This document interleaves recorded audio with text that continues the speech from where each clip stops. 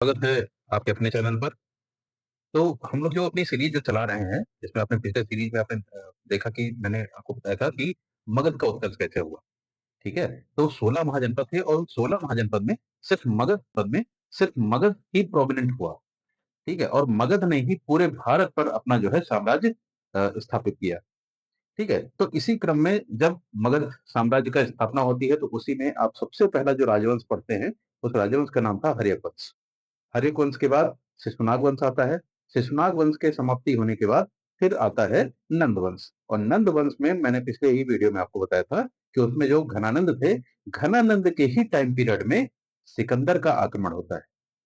ठीक है। यही वो टाइम पीरियड है कि जब भारत पर पहली बार विदेशी आक्रमण हो रहे हैं।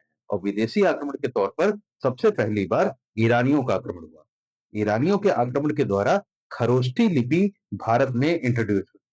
ठीक है। आगे चल के आप अशोक के टाइम पीरियड में जब पढ़ते होंगे कि अशोक के जो शिलालेख बनाए गए, वो शिलालेखों में जो भारत से बाहर जो मिलते हैं शिलालेख, जिनको आप इंस्क्रिप्शन कहते हैं, उनकी लिपि, उनकी स्क्रिप्ट खरोष्ठी है। और भारत के अंदर पाए जाने वाले जितने भी जो है आपके जो इंस्क्रिप्शन हैं, उन सबकी लिपि ब्राह्मी लिपि कही जाती है, क्योंकि ब्राह्मी लिपि भारतीय लिपि।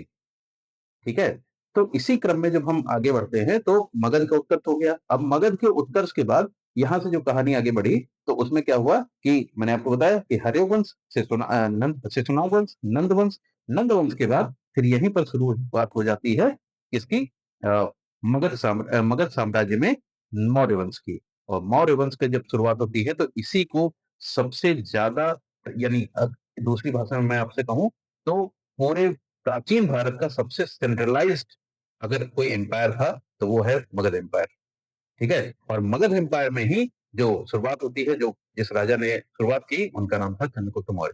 चंद्रगुप्त मौर्य के बाद उनका बेटा आता है जिनका नाम था बिंदुसार। और बिंदुसार की मृत्यु के बाद उन्हीं का बेटा अगला जो राजा बनता है इस देश का, और पूरे भारत को एक सूत्र में जिसने बांधा, ठीक है, उसका नाम है अशोक। और अशोक को महान की श्रेणी में रखा जाता है क्योंकि उसके पीछे कई सारे फैक्टर्स थे। ठीक है। उन सभी फैक्टर्स को हम अपनी नेक्स्ट वीडियो में बात करेंगे। धन्यवाद।